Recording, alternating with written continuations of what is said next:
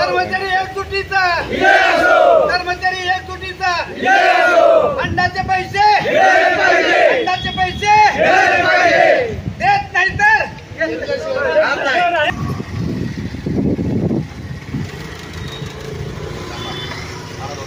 मारले करा फक्त एक असं काढायचं.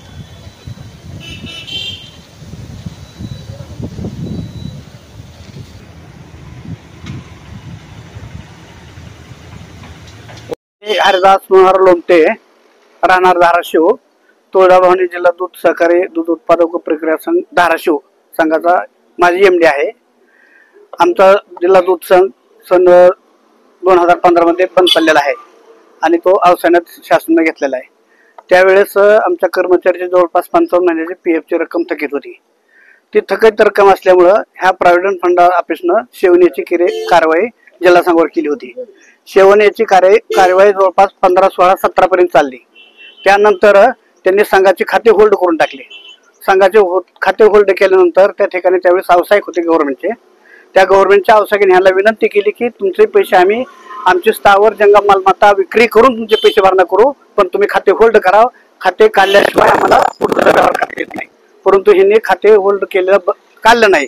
त्यामुळं पुन्हा नंतर व्यावसायिकांनी औरंगाबाद हायकोर्टातून त्याला स्टे आणला आणि स्टे आणल्यानंतर संघाची स्थावर जंगम मालमत्ता विक्री करून ह्यांचे पूर्ण पैसे भरले. 1,33,00,000 रुपये ह्यांच्या नोटीसच्या प्रमाणात पूर्ण रकमेचा भरणा केला. दंडासहित दंड व्याजासहित पूर्ण रकमेचा भरणा केला त्यांच्या पत्राप्रमाणे. आणि भरणा केल्यानंतर आम्हाला म्हणजे की तुम्ही सर्व कर्मचाऱ्याचे ECR ऑनलाईन दाखल करा.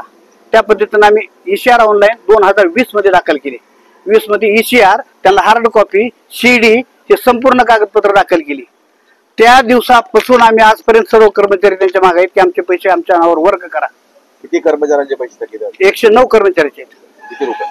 1,03,00,000 किती वर्षापासून? 2020 पासून अद्याप यांनी आमच्या कर्मचाऱ्यांना वर्ग केलं नाही. इथं आलं की वर्ग करतो म्हणून सांगतात. फक्त आम्ही वर्ग करतो आणि तुमचं काम युद्ध पातळीवर चालू आहे. एवढंच नाही, ह्यांनी महिन्याला पेन्शन अदालत घेतात.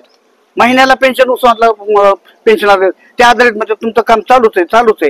तिथल्या कर्मचारी भेटले की एक कर्मचारी म्हणून तुम्हाला ह्यातलं काही कळतच नाही. दुसरा कर्मचारी आमची मागणी की आमचे 109 कर्मचाऱ्याचे 55 महिन्याची पूर्ण रक्कम आमच्या कर्मचाऱ्याच्या खात्यावर वर्ग व्याजासहित करावी. आणि हे पैसे मागून 6 कर्मचारी मेले. आता 7-8 कर्मचारी आता काही ICU मध्ये. आता इथं तुमच्या ह्याच्यामध्ये एक दवाखान्यात आहे मार्क इंडियामध्ये असं करून आता ऍडमिट आहे. इतकी वाईट परिस्थिती कर्मचारी असताना हे ऑफिसला कसल्याही प्रकारचं काम पडत नाही. आयुक्तासमोर हे कर्मचारी नेले. आयुक्तासमोर फक्त हो आम्ही करतो म्हणतात, पण ऍक्च्युली काही केलेलं नाही आणि करत नाहीत. यांना कसल्याही प्रकारचं काम फुटत नाही. मी जिल्हा दूध संघामध्ये काम करत होते, पण आमचा संघ 2015 मध्ये बंद पडला. मग त्यावेळी आमची जी प्रॉव्हिडंट फंडाकडे रक्कम भरायची राहिली होती त्याच्यासाठी भरपूर कार्यवाही संघावर केली होती या ऑफिसने. मग त्याचं उत्तर आमच्याकडे 2020 साली आमची स्थावर मालमत्ता संघाची विकल्यानंतर मग भरणा केला आमचा, आणि तो भरणा केलेला आहे 2020. आज आहे 2025 संपत आलेला आहे, पण अद्याप या ऑफिसने आमच्या प्रत्येकाच्या नावावर वर्गवारी केलेली नाही. आणि यांच्या ह्या एवढ्या एका छोट्या कामामुळं आमच्या लोकांची म्हणजे तेवढी थोडी रक्कम सुद्धा आम्हाला त्याला काडीचा आधार असतो ना तसा आहे, आणि ती रक्कम यांनी अडवून ठेवल्यामुळे आमचे खूप नुकसान झालेले आहे. आता आम्ही 4 लेडीज होतो, पण आता त्यातल्या 2 लेडीज तर गेलेल्या आहेत, डेथ झालेली त्यांची. आता म्हणजे असं बरेच कर्मचारी आमचे आता हळूहळू चाललेत. आणि मग हे कधी देणार आहेत? सगळे वर गेल्यावर देणार आहेत का, की त्यांची अशीच म्हणजे गंगाजळी साठवून ठेवणार आहेत? हा आयुक्तांना मला प्रश्न विचारायचा आहे.